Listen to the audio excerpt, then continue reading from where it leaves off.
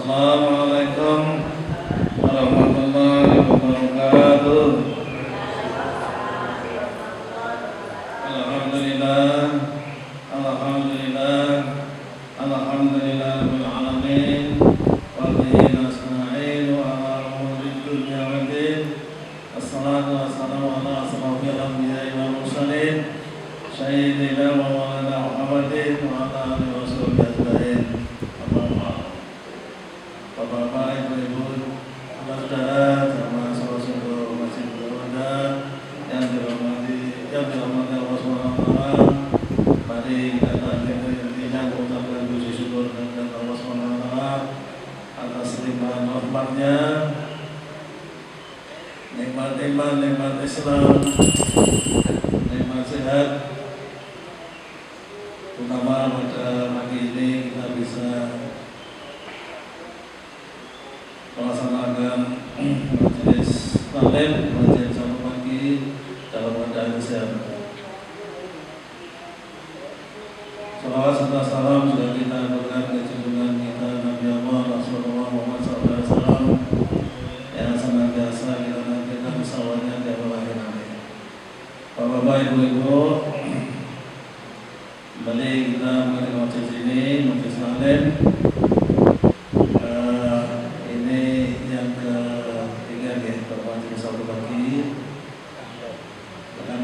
Sebagai pembicara bersama Bapak Ustaz Bapak Abdul Aziz.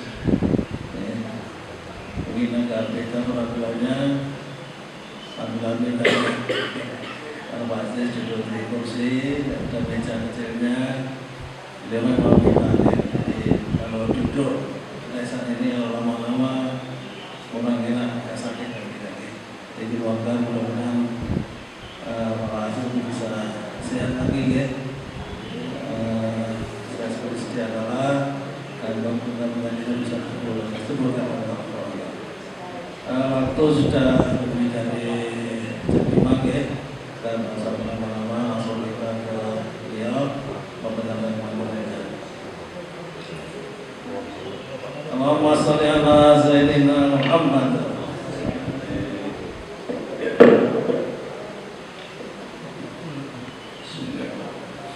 Assalamualaikum warahmatullahi wabarakatuh. Bismillahirrahmanirrahim. Alhamdulillahi rabbil alamin wa bihi nasta'inu ala umuri dunya waddin. Wassalatu wassalamu ala asrafil anbiya wal mursalin Sayyidina wa maulana Muhammadin wa ala alihi wa sahbihi ajma'in.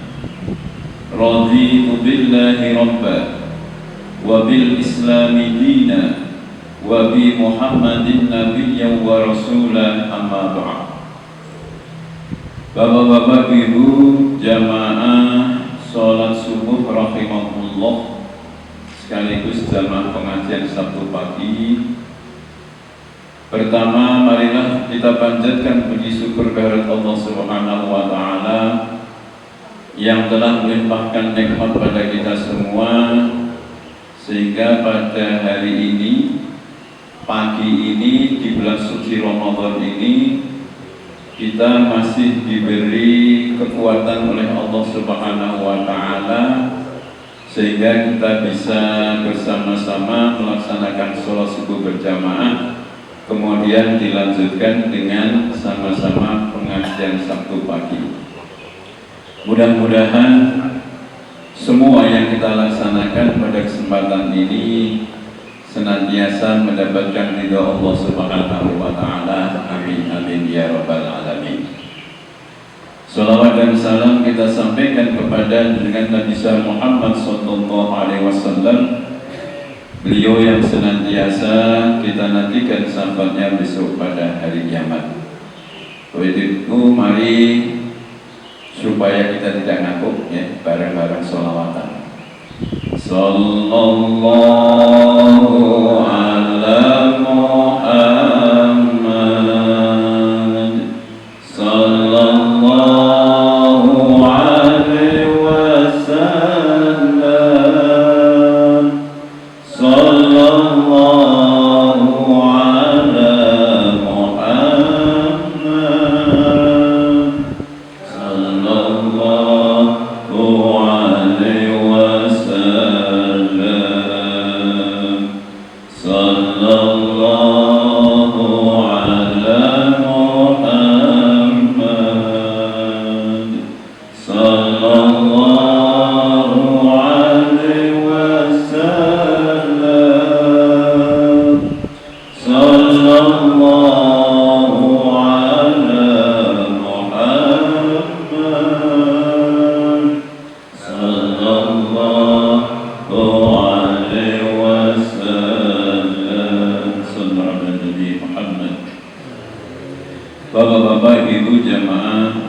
sekalian satu lagi rahimakumullah.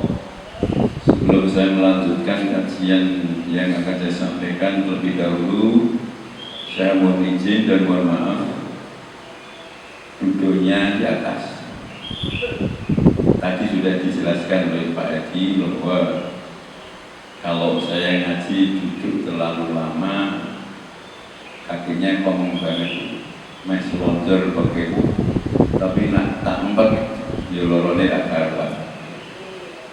Alhamdulillah, keluh kesah saya ini didengar oleh jamaah, sehingga ada saya ketua meja.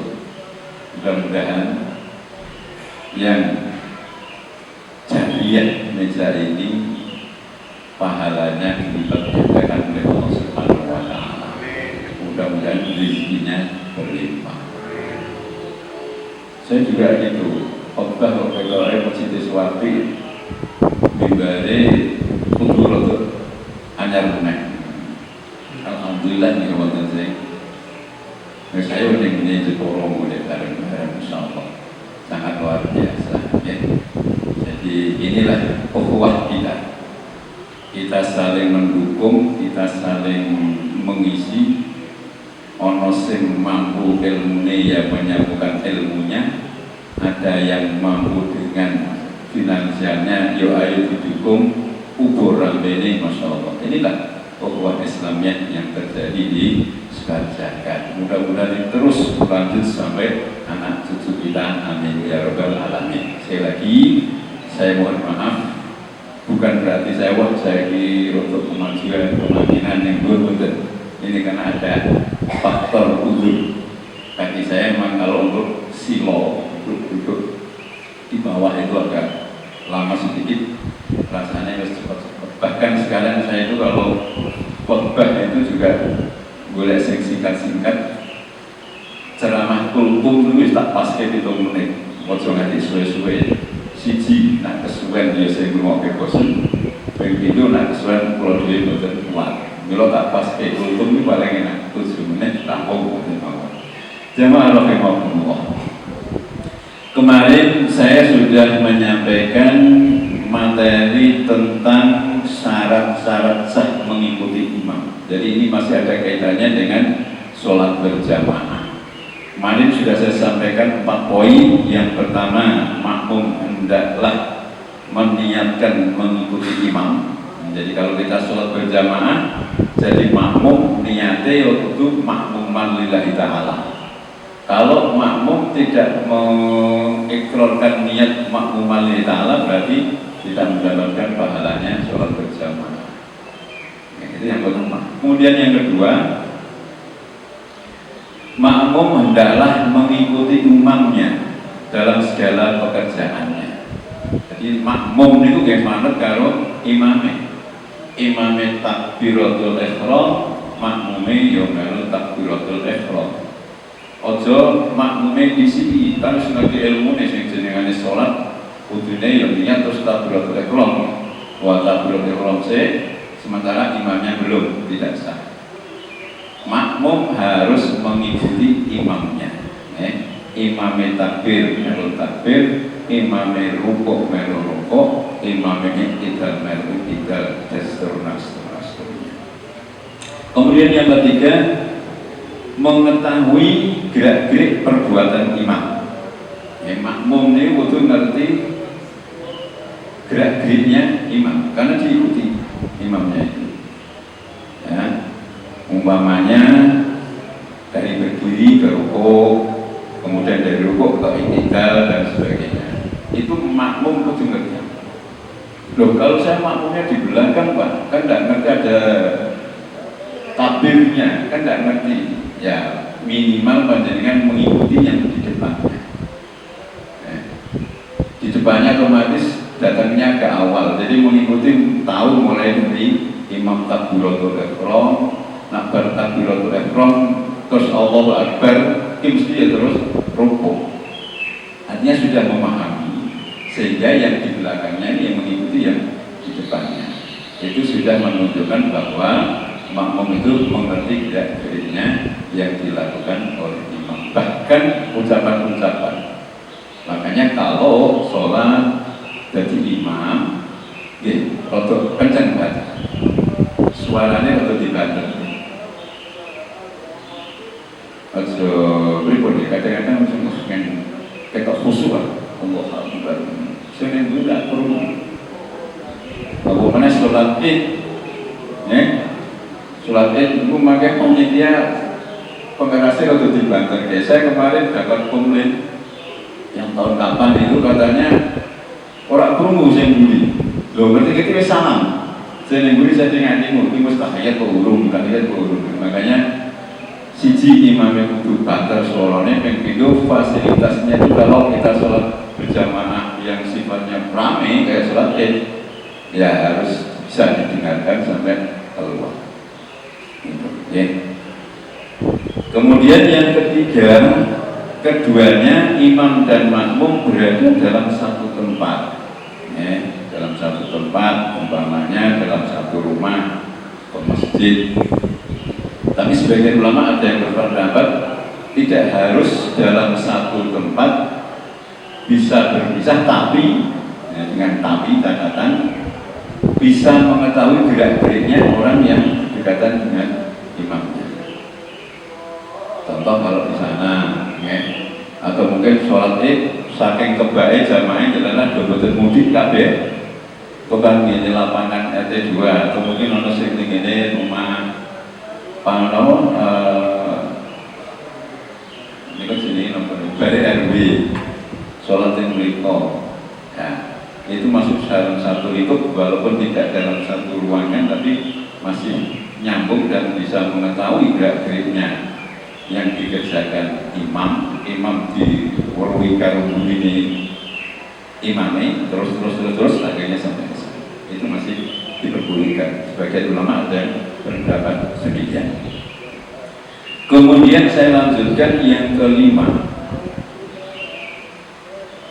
tempat berdiri makmum tidak boleh lebih depan dari imamnya. Jadi makmum dalam sholat berjamaah itu kan pun diatur soft-softnya.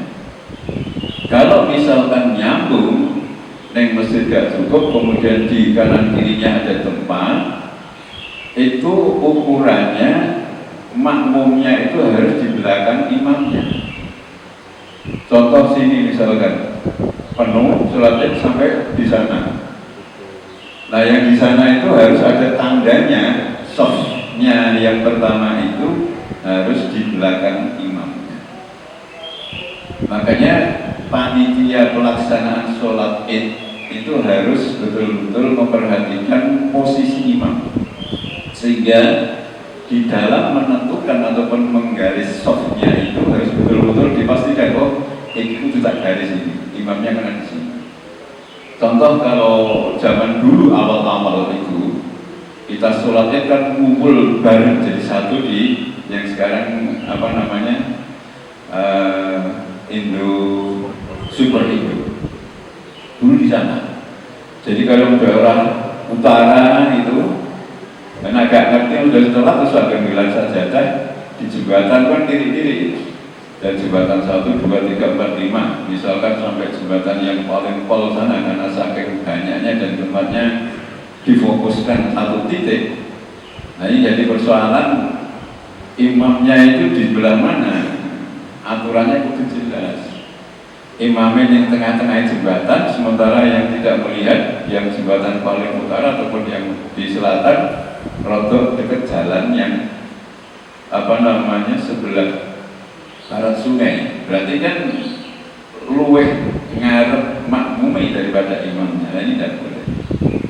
Makanya ini pentingnya ada kerjasama kalau kita menyelenggarakan sholat berjamaah yang sifatnya masalah banyak dan tempatnya itu tidak fokus di lapangan sepak bola itu jelas.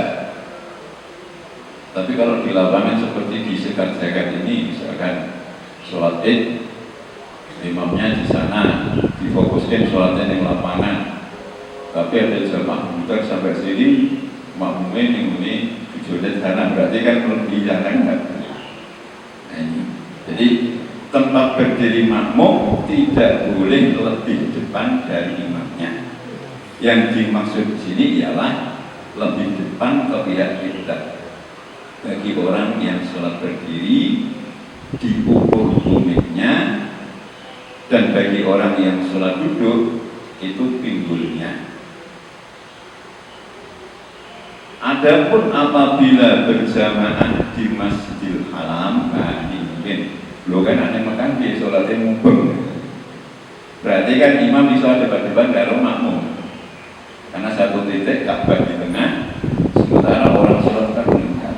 Nah itu terkecuali kalau di Mekah, karena memang sholatnya menghadap ke kiblat. Lah kalau di Indonesia ini kan kiblatnya di sebelah barat, agak mendung ke kanan sedikit, sehingga ketentuan makmum dan imam jelas makmum harus di belakangnya. Tapi kalau di Masjidil Haram, karena yang di depan itu Ka'bahnya, makanya makmum dan imam bisa juga ada makmumnya yang ada depan.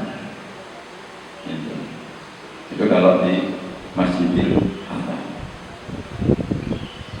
Kemudian susunan makmum.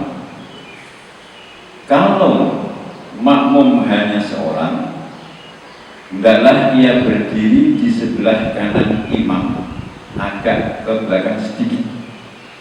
Nah ini susunan softnya. Kalau ada dua orang sholat kemudian mengikrarkan berjamaah, satu jadi imam, satunya jadi makmum. Nah tata cara berdirinya ini perlu dipraktekkan. Mas Orhan itu dulu. Lalu Kak Konyongoni maksud dulu cara sholat berjamaah kalau hanya dua orang. Pak Haji Nur sama Mas Wawan bisa berdiri.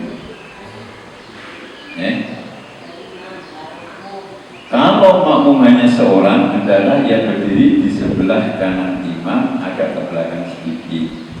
Nah, kalau mepet Pak Haji Nur. Nah, ini kalau dua orang. Kalau datang lagi satu, Mas tulis. Nanti Mas melaktekin. Panjenengan di sebelah kirinya imam. Nah, agak mundur sedikit, sebentar Pak Jino. Itu dulu. Nah, setelah takbiratul ihram. Nah, kalau tadi kan sudah sama-sama takbir posisi itu, kemudian datang lagi yang Mas tulis di sebelah kirinya, kemudian Mas tulis takbiratul ihram. Nanti Pak Haji Nur sama Mas tulis sama-sama bareng mundur satu langkah, ataupun mungkin dua langkah juga tidak masalah. Itu kalau sholatnya tiga orang, satu jadi imam, yang dua jadi makmum. Jadi kalau dua duduk berdirinya, makmumnya di sebelah kiri, imamnya di sebelah kiri, makmumnya sebelah kanan, agak berjajar, agak mundur sedikit saja.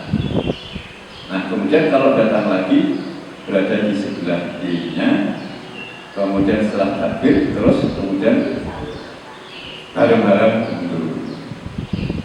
Orang saja ini ke belakang satu langkah, bukan gitu, bukan PBB. Ini secara otomatis. Maka kenapa kita dianjurkan untuk ngaji? Ya itu tadi. Kalau kita sudah ngaji, sudah tahu ilmunya, makanya sih jenenge yang lain adalah yang berdiri di sebelah kiri imam. Sesudah ia takbir, imam hendaklah maju atau kedua orang itu makmumnya mundur. Kalau posisi imam di depannya itu ada tembok, kalau dia maju berarti kan kalau nanti untuk rukuk dan sujud kan ada tembok, maka yang punya pengajian makmumnya mundur. Tapi kalau kita pas bepergian, sholatnya biasanya ini nak wong sholat di masjid wong liya, itu main ngarep itu untuk pekewu. Kadang-kadang tidak di tengah-tengah masjid ataupun mungkin ya di serapi. Nah itu bisa nanti makmumnya imamnya sing maju atau makmumnya ke belakang.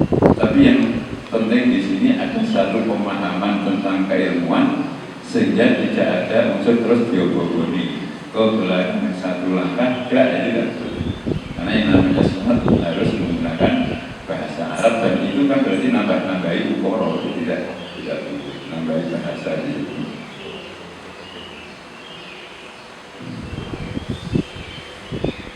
Ini ada sebuah hadis an Jabir qala sholaitu khalfan Nabi sallallahu alaihi wasallam faqumtu an yaminihi summa jaa Jabir bin Sakhrin faqama an sayarihi farada bi aydiha jami'an hatta aqamana khalfahu.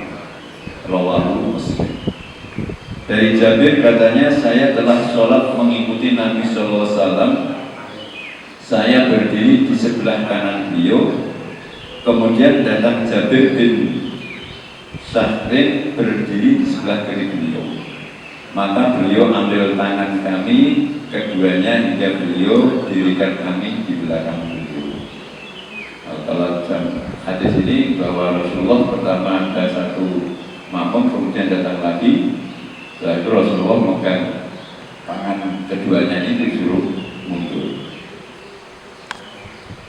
Itu hadisnya demikian. Artinya bahwa kalau sudah ada makmum lebih dari satu, maka ketentuannya keduanya mundur atau imamnya yang maju, sehingga susunannya imam di depan, kemudian makmumnya di sebelah kanan dan sebelah kiri ataupun di belakangnya ini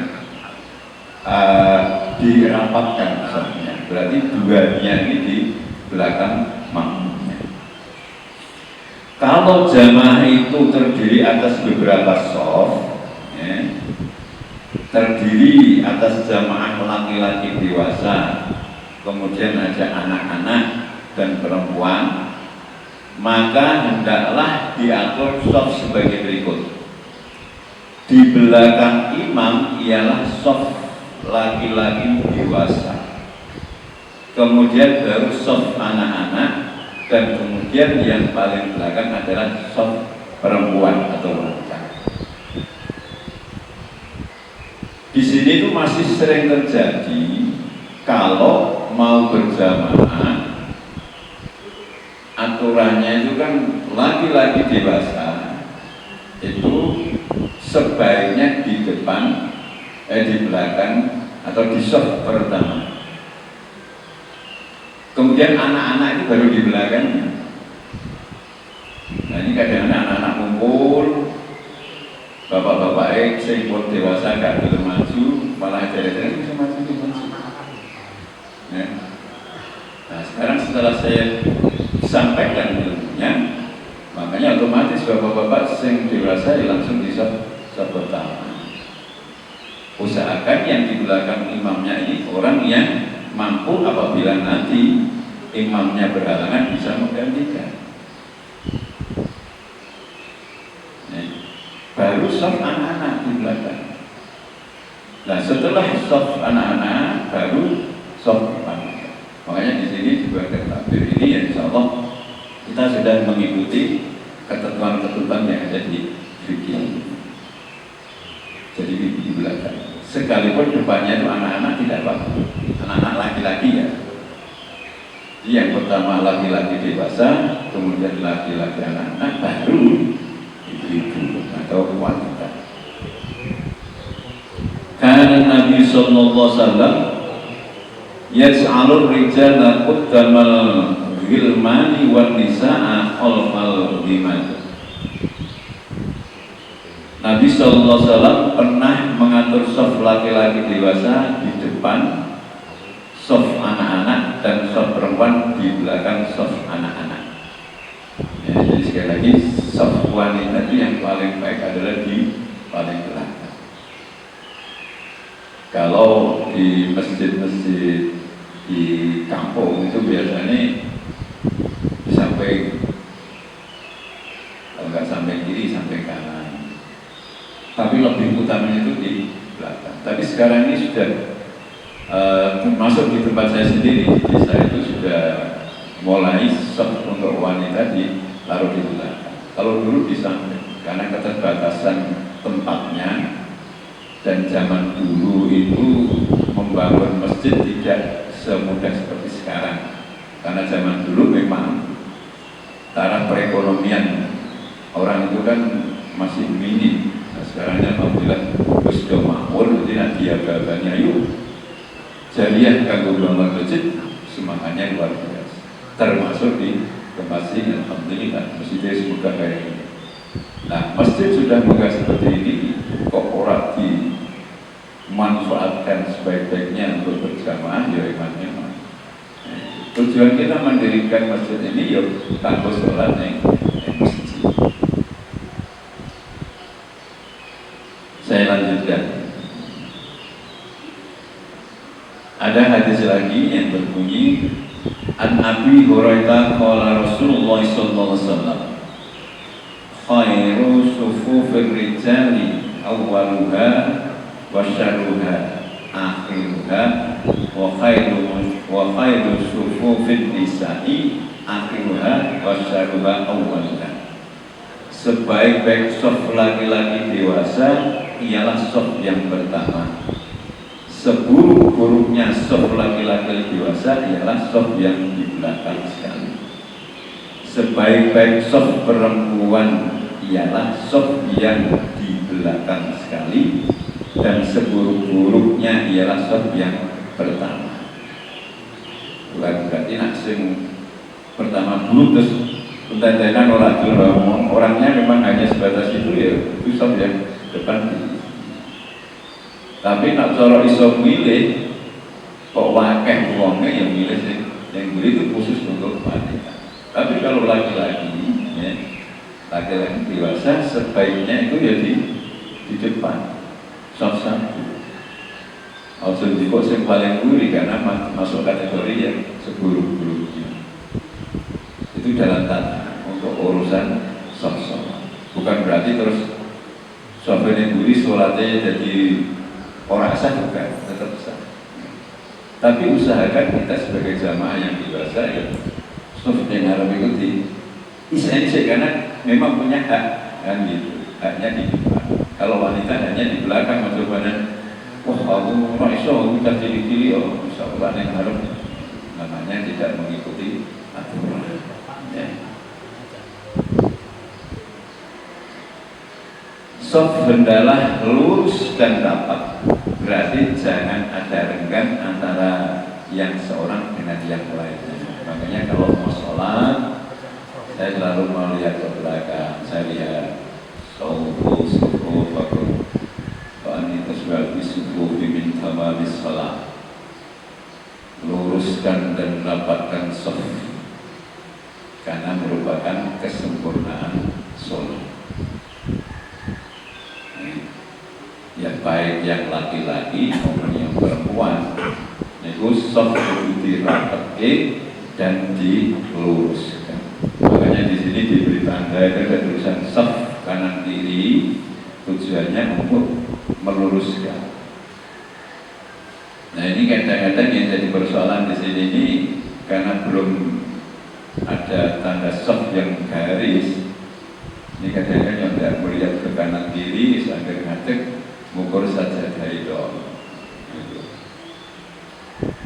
Ya nanti ke depan kita coba sampai akhir lurus ternyaman, pokoknya kata saya khawatir atau seperti masjid yang lain nanti itu ke depan. Sekarang saya ngomong saya ini dimanfaatkan nanti dengkuran untuk loro yo sang saja di nah saja di tipis kok bisa loro gue sing kandelan atau mau buat tiga minggu penal ya.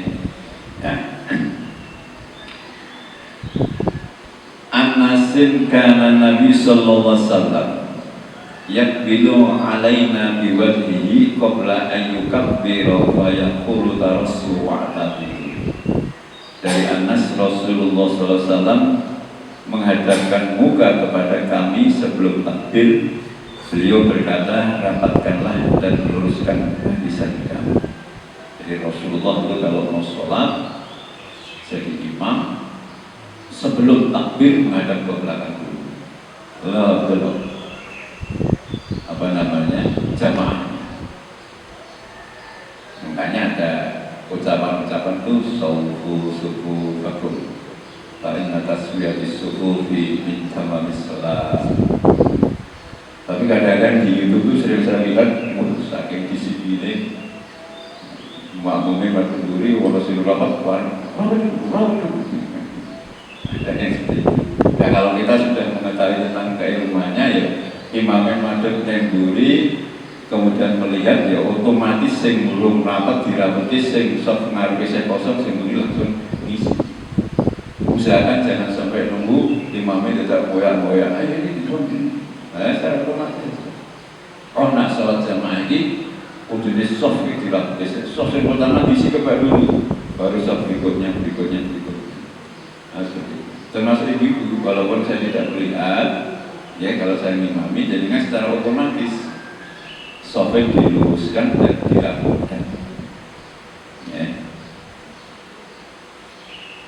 An Abi Amata qala Nabi sallallahu alaihi wasallam satul khalala fa inna syaitana yadkhulu fi ma bainakum bi manzilatil hadfi. Dari Abu Amamah telah berkata Rasulullah SAW, penuhkan oleh jarak yang kosong di antara kamu, maka sesungguhnya setan dapat masuk di antara kamu sebagai anak kambing, ibarat anak kambing. Kalau soft itu tidak dirapatkan, maka sela-selanya ini akan dimasuki setan. Nah, kalau sudah dimasuki setan, maka yang terjadi ganggu.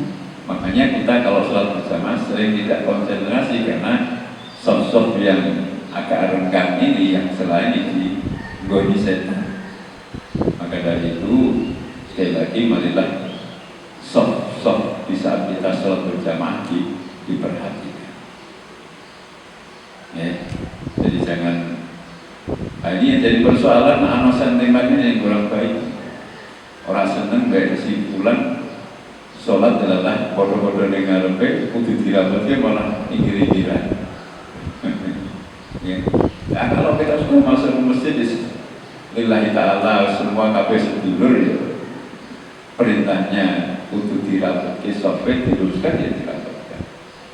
Ojo mikir saya sentimennya aku rasa seneng baik aku tahan atau mungkin karena faktor lain. Nah, makanya kalau kita mau sholat berjamaah di masjid itu kan ada kaidah-kaidah yang perlu diperhatikan seperti pakaiannya kudu resik, sajadah resik, kalau ibu-ibu mau nanya resik, ambune ya digawe ambu sing wangi ya. Ojo rukuh bulan-bulan ora dikumbah tetep ning masjid saking sregep terlalu dikumbah. Ayo minimal duwe rukuh loro nopo gantian. Sehingga kalau kita ke masjid itu orang ditani tonggo ki wonten ini muah ampun nyampek nah bahasa gitu ditani ya wis tak ketan parfum nah, kalau nanti parfum nah bajunya bersih ya insyaallah tidak ada merasa bau apa. Nah, ini yang menjadikan nyamannya kita sholat bersama. Jangan sampai main masjid salah kadarnya tanpa memperhatikan kira-kira yang ganggu kiwoten itu kok orang berkaitan dengan pakaian. Makanya kalau mau ke masjid ya, minimal mau kenanya itu dia belum bau atau mungkin habis seminggu ya ganti lagi terus dicuci. Syukur-syukur 2 hari sekali dicuci itu ya bagus. Karena kita juga tidak tahu apakah mukena yang kita pakai kadang-kadang pulang masih menggunakan mukena kemudian habis hujan kecipratan kotoran kan kita juga tidak begitu paham sehingga untuk kehati-hatian ya mukena ini sering dicuci. Kalau zaman dulu itu masya Allah sedikit rukuh di mungkin siji bang sholat sandalke sehingga yang terjadi di apa ini ada doketok kuning-kuningnya karena apa habis wudhu langsung digoreng bersalahke. Nah, kalau agak dipakai hanger itu kena angin ya. Biasanya ada di lempur kok digosolan bahasanya kita sergap dari masjid gosolan itu terhadap hubungan baunya atau semerawang. Nah, ini nanti kasihan sehingga akan mengakibatkan sing kudune nak sholat iku dianjurkan sampai kon rapet, kon lurus, mergo terhalang dengan kondisi yang itu tadi, sehingga itu tidak bisa diwujudkan. Nah, ini kan akan menyalahi tata cara kita sholat berjamaah. Masih ada waktu seperempat jam kita pergunakan untuk tanya jawab. Ini masih ada beberapa hal lagi tentang syarat-syaratnya dari mengikuti makmum sampai nomor 10. Ini baru nomor 5, berarti masih ada 5 lagi. Insya Allah pada pertemuan yang akan datang kita lanjutkan. Apabila ada kesalahan dan kekurangannya, mohon maaf. Selanjutnya saya serahkan kepada Bapak Haji Prayitno. Terima kasih. Saya kami sampaikan materi tadi melanjutkan materi yang sebelumnya, yaitu mengenai sholat berjamaah. Jadi sudah kita bahkan poin yang 5 ya, dan bisa menjadikan referensi kita dalam melaksanakan sholat berjamaah.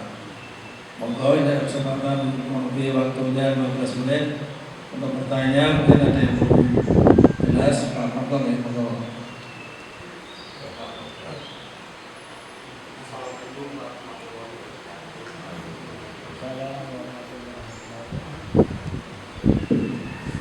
Jadi Pak, ini saya ada dua pertanyaan. Ini dalam makmum harus menggunakan imam, tapi ini pada sholat subuh itu imamnya itu tidak menggunakan doa qunut, tapi makmum itu meyakini doa qunut. Yang pertama tetap makmum menggunakan doa qunut, namun akhirnya sujudnya terlambat. Terus yang kedua, imam tidak menggunakan doa qunut, makmum yakini doa qunut, tapi gerakannya mengikuti imam, tidak menggunakan doa qunut. Tapi begitu sudah salam, imam salam, kemudian makmum tersebut sholat lagi Pak ini. Padahal menggunakan doa qunut, padahal aturannya setelah sholat subuh itu kan tidak ada sholat lagi. Mohon penjelasan Pak ini. Assalamualaikum warahmatullahi wabarakatuh.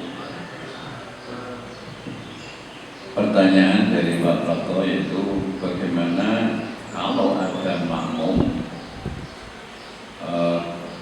sementara imamnya tidak menggunakan qunut, padahal makmumnya itu meyakini memakai qunut.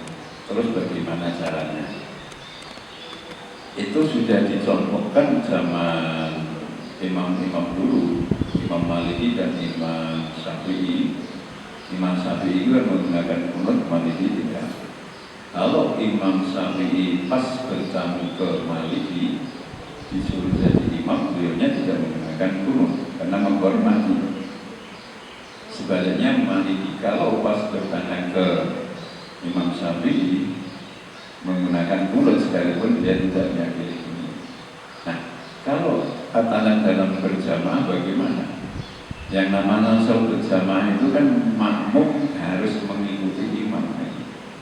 Nah, imamnya orang yang qunut ya sudah tidak pakai qunut. Begitupun sebaliknya, sing imami nganggo orang nganggo qunut tapi makmumnya menjaga qunut dhewe gitu kan, sehingga mengakibatkan sujudnya keri. Padahal kan butuh mengikuti. Ya sebenarnya ya mengikuti imam saja. Apa yang dikerjakan oleh imam, karena qunut itu kan juga hukumnya sunnah. Rasulullah pernah qunut, juga pernah tidak qunut. Kenapa demikian? Ya itu tadi untuk menjawab tantangan sekarang ini. Itu, ya paham ya. Jadi mengikuti. Kalau misalkan imamnya tidak qunut, kemudian makmumnya memaksakan qunut diri, sementara qunutnya suwi, imamnya selampung, dia kan belum selesai, berarti kan tidak mengikuti imamnya. Kemudian yang kedua,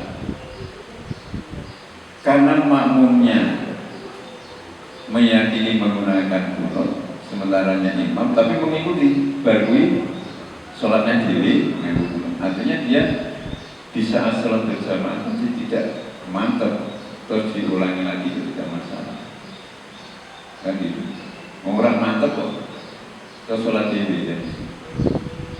Kalau nak mau tekan ini waktu imam ini terus Kalau saja niatnya dari rumah mau sholat berjamaah di masjid, ya apapun yang dikerjakan oleh imam ya diikuti, yang makmum itu mengikuti imam. Tapi karena dia terus pasmen itu sholat berjamaah, tapi juga keyakinan saya itu tahan kedua lah, tentu berjamaah tadi kan sudah ada mantap, ya tidak mantap lah, kan hukumnya terus ini. Ya kalau dia terus kemudian mengulangi sholat sunnahnya, karena ada juga kaidah yang mengatakan bahkan begini, kalau kita sholat berjamaah kemudian waktu itu kan nggak ngerti bacaan imamnya seperti apa, sebuah jadi wong molong orang parang atau sholat berjamaah, kemudian yang berjamaah itu orang yang fasih dan alim, kemudian kok makmum dengan orang yang tadi nak di rasa-rasanya Fatihah itu mengubah, dia kan tidak mantap, dia mengikuti sampai selesai kemudian dia mengulangi lagi. Itu tidak mengajarkan demikian, karena orang yang alim, orang yang lebih fasih itu kalau makmum dengan orang yang tidak pas bacaan Fatihahnya, dia boleh untuk mengulangi lagi, karena tahu bahwa terus aku mau makmum, tapi dia juga masih mendapatkan pahala berjamaahnya karena dia memang tidak mengerti, tapi kan kematangan bagi imam jelas dia tahu ilmunya kok. Yang jadi makmum itu lebih pintar itu sehingga dia supaya yakin bahwa sholat saya itu benar, itu lagi boleh. Jadi dengan catatan dia lebih alim, ya, lebih fasih daripada imamnya, dan dia mungkin mengetahui ilmunya. Oh ini masalahnya Fatihah ini jelas kalau dikoreksi keliru, saya tidak mantap, saya ulangi lagi, diperbolehkan karena tidak. Ada dia dua pertanyaan. Monggo kalau memang ada hal-hal yang harus ditanyakan, monggo silakan. Monggo. Ada yang lain? Atau gini Pak, dari tamu laki-laki itu ada ya? Ada tamu laki-laki datang terus ikut jamaah, tapi dalam ikut jamaahnya kakinya di kaki juga. Kadang malah kakinya nginjak yang sebelahnya. Tidak tahu maksudnya apa? Atau mungkin geser-geser dan nyangkut gitu dan ninggal dengan sebelahnya atau gimana? Saya juga dulu pernah melaksanakan udah itu mas, jangan itu mas, biasa aja itu bagaimana Pak? Jadi soalnya itu memaksa supaya supaya kita itu rapat dengan dia dan kakinya di pegang kaki juga gitu Pak ya. Gimana Pak? Gimana? Ibu mungkin tidak belum berkaitan dengan bukan ini memang fenomena sekarang ini sering seperti itu. Jadi kalau ukurannya rapat itu kan pundak nempel pundak sama tumit nempel tumit, itu ukuran yang normal seperti itu. Tapi ya tidak bising rotor wajar-wajar karena dia menggunakan kaidah itu surat rapat antaranya kaki ya.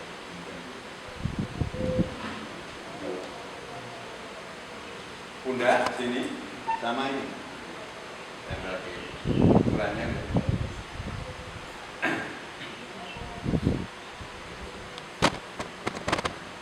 kan yang namanya rapat seperti itu. Makanya sekarang ini kalau sajadah gede-gede ya, ini kan meh ngerapat besok orang kepenak tidak sajadah lian, sehingga yang terjadi ukurannya ya dari situ dan sini, jadi tidak rapat. Padahal sih benar itu rapat antara ini dengan. Nah, yang ditanyakan Pak Edi ini kadang-kadang kan, misalkan saya, sing fanatik banget, sudah seperti ini, ya orang pegang banget. Lah kemudian Pak Edi lo ini, lagi moyak. Sementara sing ketempelan ini mau seperti diganti. Jadi sholat itu kayak senam, ini ada. Ya kita normal aja. Yang menggunakan fanatik kudu nempel banget ya orang kudu fanatik hijab kan kaget main. Ya biasa. Ojo terus berkobolong di kali terus makam selesai ke belakang. Ya, biasa saja. Normalnya seperti itu. Ya, makanya yang jadi persoalan itu kalau kondisinya ini polos, kemudian jombo sajadah dewi sajadah yang ukuran timur tengah kan begini, ya kan? Saya akan pulang sama ini, Nah, padahal posisi kita itu hanya cukup segini. Antara sini sama ini kan singkat. Nah sekarang ini setelah kita bareng-bareng mengetahui karena softnya juga didapatkan, ya kalau kita sholat bela sajadah, kalau tidak sajadah temennya tidak apa-apa. Yang penting kaidah itu tertutup. Ya. Karena memang sajadahnya ukurannya itu. Semua masing-masing kan menggunakan sajadah dewi-dewi ini posisi tengah. Ya. Nah. Itu seperti itu. Jadi ojo tuh dioyak-oyak kok kono iki ganti mbekakan lah. Harus ada. Terus jam pas ya. Jadi kita sudah puas, tambah ilmu dan barokah bagi kita dalam bekerja kita di sini. Terima kasih ya. Terima kasih atas kehadiran Bapak Ibu semua, saudara dan semua siswa pada Bapak Aziz yang memberikan ilmunya.